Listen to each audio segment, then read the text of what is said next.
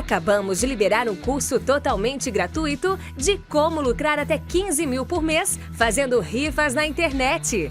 Acesse www.rifando.net.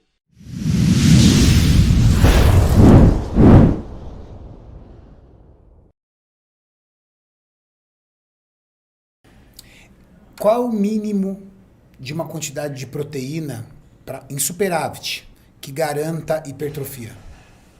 1,6 é o que o pessoal coloca ali. O que mostra as evidências ali que seria na faixa de 1,6, né? Que você, com essa quantidade, você estaria otimizando o ganho de massa muscular. Mas existe ali, né, um limite superior de até 2,2. Mas isso lembrando que são pessoas que não usam hormônios, né? É isso que eu ia te perguntar.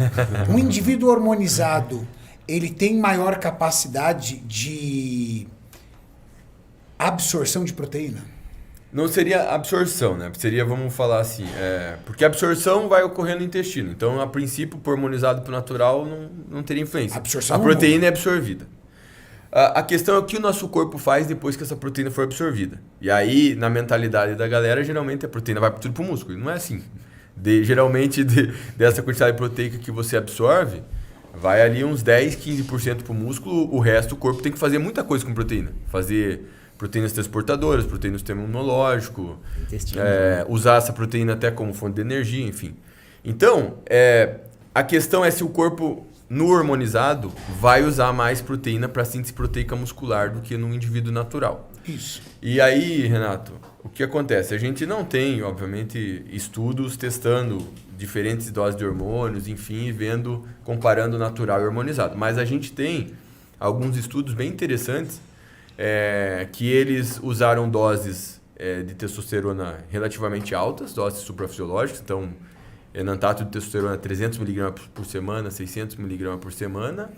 E nesses estudos eles usavam uma quantidade de proteína de 1,2 a 1,5. E os caras tinham ganhos de... Comparado... Quanto que um cara ganha no primeiro ciclo, mais ou menos? No primeiro ciclo? De quanto você daria? Um cara que está... cara... Ó, quanto que seria? De 5 a 10 quilos. Exatamente. Nesses estudos, esses caras ganham ali com 300 mg da ordem de 5 quilos, com 600 mg por semana de enantato, eles ganham na faixa de 7 a 9 quilos. E quanto de proteína eles estão usando nesses estudos? 1,2 a 1,5. Ou seja, Dudu, mas se não usasse mais, eles não testaram com mais, será que não seria o resultado melhor? Eu falo assim, você acabou de dizer que um cara que faz primeiro ciclo geralmente ganha isso. E geralmente a galera usa mais que isso. Então o que acontece? O hormônio, o esteroide, ele vai aumentar a síntese proteica. E com isso você pensaria assim, então aumenta a demanda por proteína. Sim, mas ao mesmo tempo ele reduz a degradação proteica. Ou seja, ele aumenta, ele melhora o aproveitamento da proteína pelo organismo. E sabe que eu já vi isso? Isso, estou falando do estudo, agora falando da minha prática clínica. Esses tempos eu peguei um paciente que, felizmente, ele fez um monte de exame. E ele fez exame antes de usar testosterona e exame depois usando testosterona, usando Durateston. Acho que era Durateston. E aí eu vi a ureia dele nos exames, antes e depois. Porque a ureia, pessoal, é quando você tem quando o teu corpo está usando a proteína como fonte de energia, ele tira o nitrogênio e esse nitrogênio vai virar ureia. Então, se você tem um nível de ureia alto, isso pode indicar problema renal, porque essa ureia é excretada pela urina, né? Ou pode indicar um excesso de catabolismo proteico, ou seja, um excesso de oxidação de aminoácidos que não está sendo utilizado. Então, quando eu olhei o exame, eu vi que antes de usar a testo, a ureia dele estava lá, 50 e pouco. Uma ureia alta, que indica que aquela proteína não está sendo aproveitada, né? E quando eu olhei o exame dele com a testosterona, a ureia caiu muito, estava lá em 30 e pouco. Então, significa que a testosterona, ela está melhorando o aproveitamento da proteína, ou seja, o corpo dele está oxidando menos aminoácidos e está direcionando mais o aminoácido para a síntese proteica.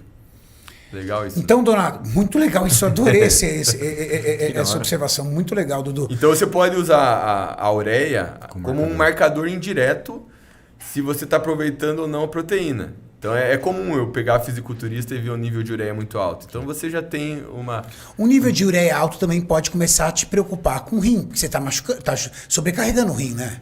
Sim, mas como não é um marcador, não é um marcador específico, né, de função renal, pode ser ou não. Teria que ter a creatinina junto. Isso, teria que ter a outros. creatinina junto em Urina outros 24 marcadores. horas E tem um detalhe, não quer dizer que a ureia alta, tipo, você deve baixar a proteína. Por exemplo, se você tá numa dieta para perda de peso, a tua intenção não é usar a proteína para ganhar massa muscular, é para poupar massa muscular e para dar saciedade.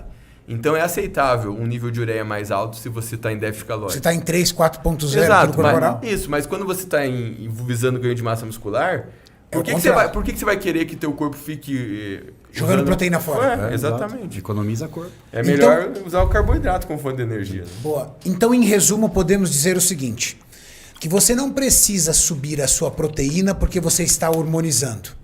Se você tiver uma proteína já adequada, 1.6, 2.0 vezes quilo corporal, o seu corpo vai se encarregar de melhorar a absorção, não é absorção, A captação. a captação, melhorar a captação dessa proteína no tecido muscular, porque é uma propriedade do hormônio, que é aumentar a síntese proteica, e essa quantidade de proteína que você já ingere é o suficiente para isso.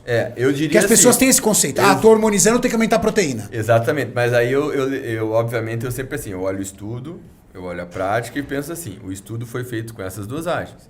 Se eu tô considerando um fisiculturista profissional... O cara que usa 1 grama, 2 gramas de droga por semana? Usando GH, eu falaria assim, por que 1.6 se é o mínimo? Né? Vamos usar ali o que o Jay falava. Vamos pecar por excesso, por falta. Mas não vou jogar 5.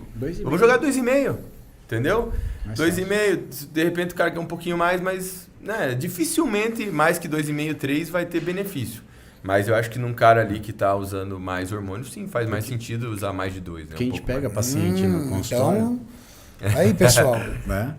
Porque querendo ou não, mais hormônio, a gente sabe que aumenta a síntese proteica. Porque se tiver carência de proteína, mesmo com hormônio, você pode subestimar seus ganhos.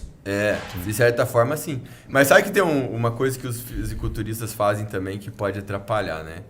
Às vezes a galera abusa de hormônio tiroidiano. E o hormônio tiroidiano é um hormônio que aumenta muito, ele aumenta a síntese e a degradação.